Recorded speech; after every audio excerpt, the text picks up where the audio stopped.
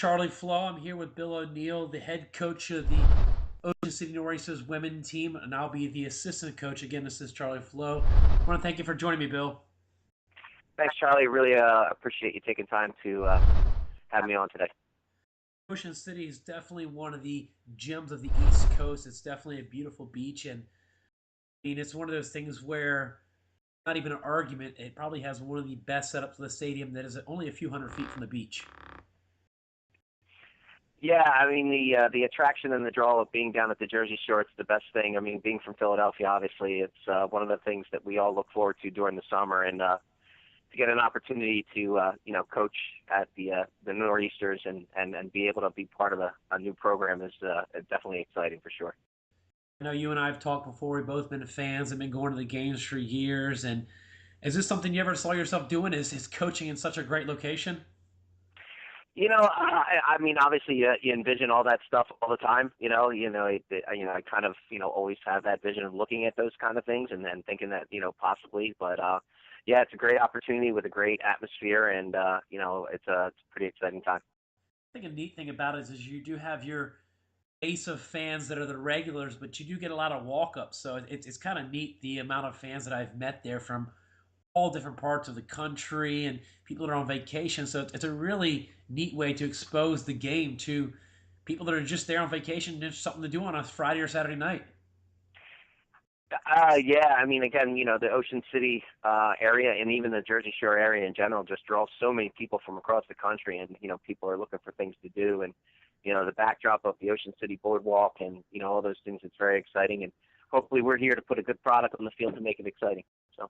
Now, how did you get linked up with this, and that you're now the head coach of the women's team, and this will be a new team, so it's very much an expansion team for us? Yeah, I'm actually very good friends with Tim Oswald, who's been very successful, obviously, on the men's side with the PDL. And Timmy's done a great job, and he had mentioned something to me, a little bit while back that they were considering to start the women's program. Got in touch with him as well as Kevin Nuss, and, Kevin was, more than willing to, we talked and seemed like we shared the same vision in regards to, where we saw this thing and, where it was going to progress. Again, I was hired back in July as the new women's head coach at Bryn Athyn College, so it wound up being a great fit for me. That's definitely interesting, and it's definitely a good fit for a lot of people that are new to understanding what this development team is about. Ocean City men's side have been putting men in the pros left and right, so this is a new program, but it's a great opportunity for these college players to better their game, and even if they're reaching for the stars to go pro, this is definitely a good start for them. Yeah, there's no doubt about that, Charlie. With the growth of the women's game across the board and the success of the U.S. national team, and then, the announcements that we're getting in regards to the expansion of the development academies to the U.S., through U.S. soccer, the sport is, one of the biggest growing sports across the country, and girls are participating, and, it's really, it's an awesome thing to be able to, provide an opportunity for, girls who, women who are, looking to obviously play during the summer, get themselves better, work hard, and be part of something special. It's definitely been a great family atmosphere too, and that's another thing with the popularity of the women's game growing. That these young girls, the youth players that want to come and watch soccer, now this gives them role models to actually see and literally touch, because it's so intimate at the stadium that they're going to get to meet these players, take photos, interact, and then they'll be involved in the academy. So it's just a lot of exciting things going on. Yeah, definitely, for sure. And again, the success of the men on the, obviously the best draw is that, there's success on the men's side. With the program, they obviously have a solid foundation of, what they know to be successful and how to be successful. And, really what we're doing is we're just going to try to duplicate that on the women's side. So what's some of your background, some of your coaching that got you into the women? Because a lot of people will coach men, some coach women. I don't have a preference. I'll coach either. How did you get involved in coaching women's soccer? Well, honestly, my daughter started playing when she was 8 years old, and we walked up to the we walked up to the thing to register, and I hadn't played in a long time, and I hadn't done anything, in regards to soccer, and wasn't coaching, and I got out of coaching 12 years prior to that, and then she comes up, and I'm signing up. They asked me to volunteer coach, and I didn't want anything to do with it, but my wife said, "Well, who else is going to coach your daughter?" And I said, "You know what? You're good point." And then, so basically, at the end of the day, it was the fact that I started volunteer coaching, and I started coaching her since she was 8, and been involved with that, and started coaching high school soccer on the girls' side, and went from there. I've coached both sides, so I've coached the girls and the boys. And again, it's just really it's just a different hat, but from an overall standpoint, the game is the same, and you're just trying to implement the same exact characteristics that you're looking for from the men into the women. And then again, after I got the high school job, I basically kind of kept moving on. I got a men's job, and I was working at Holy Family University with the men's soccer program. And then I really created a relationship with the people at Bryn Athyn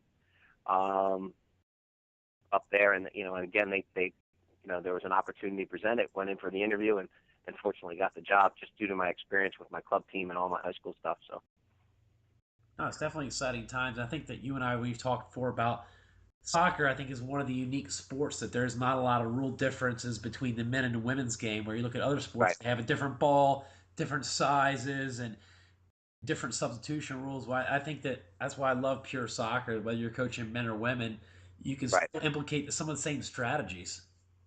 Yeah, it's basically the same. I mean, across the board, and the strategy and tactics are all the same. The technical stuff is all the same. You're pushing them all to the same exact level. The technical stuff I do with the boys, I'm going to be doing the same exact technical stuff with the girls, and the tactical stuff is the same exact thing. So, encourage. It is pretty unique in that way, where soccer you can do that. Now let's look at your coaching style. We're still forming the Nor'easters team now, so it's hard to scale of what kind of strategy we use. But what kind of, I guess, technical kind of coach are you? More defensive, more midfield based, or attacking? What would you be some of your profile? What kind of coach?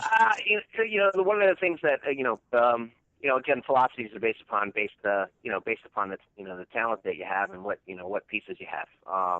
So you have to be able to kind of adjust those things based upon where where those things lie.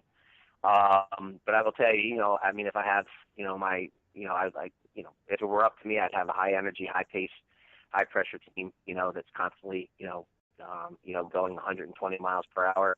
The word is possession progression for me, where it's like you possess the ball until you can go forward, and once you go forward, then then we all attack at the same exact time. So and again, it's just really dependent upon what your what the talent level have, and what you're able to do with those pieces. So. Yeah, I know it's kind of a tough question because the roster's still forming now, and there hasn't Right. been a game on the field yet. We haven't seen the team play yet. We even had a practice yet. So I mean, a lot Right. of changing because this Sunday, the 20th of March, there'll be our first tryout for the women's team. So I mean, it's a good chance for a lot of these college players. I think that not only are starters, but you look at some of the depths of the bench. That soccer is not a sport where you can just sub in and out unlimited. That you have to really earn your time. So I mean, this is a great opportunity for a lot of young ladies in the area. Yeah, I mean, overall, you have to be able to, be, obviously be fit, be able to work hard, be a good teammate, communicate in a positive way, be technically sound, be tactically sound, know the game, So I mean, there's a lot of things that will, lend to, what you get when you're playing time. But being from Philadelphia, me, growing up, I mean, the bottom line is just like we all grow up idolizing Rocky. You know what I mean? So Yeah. so it's the hard work. You get kicked, you get put down, you get back up again. And that's it. You just continue to work until it's over. Yeah, that's the neat part about when you have a development team, that the purpose of the Ocean City team is to develop these players and make them better. Where Right. you can see some clay that needs a little molding, where you might, Right. see an opportunity to, hey, make this player better. And this is one of those things where you feed these players back to the college in the fall, and it's a win-win situation. You've now helped their college program. Yeah, I mean, anything we can do, again, that's the biggest thing for us is that, obviously results are going to count. But if we do all the right things, developing these guys in the right way, teaching them, some things that we see over the summer that can help them, for the most part, they kind of know some of the things they need to work on, and just, getting them opportunities to be able to work on their, to be better when they get back to their colleges in the fall. Another thing we've gone back to from the very beginning is playing out the ocean. So it's one of those things where players don't have to worry about getting a cold, ice bath. They can just jump in the ocean for regen. Yes, I mean, that is kind of convenient for sure. I want to thank you, Bill, for joining me and look forward to working with you all summer long and hope we put together a really good program. Yeah, Charlie, thank you very much for doing this today, and we look forward to having a lot of people out on Sunday, and continue to have more people be interested in the program, and looking forward to obviously being down in Ocean City, New Jersey, with a great backdrop, and having a lot tons of support from our fans. So again, looking forward to working with you and making this first season with Ocean City Northeastern's great. Again, everyone, listen, that was Bill ONeill, head coach of the Ocean City Northeastern's women team, also head coach at Bryn Athyn for the men and women. The Ocean City Women Tryout is this Sunday, March 20th at Rutgers Camden. Check out oceancityfc.com for registration. Again, thank you, Bill. Have a great one. Charlie, thank you very much.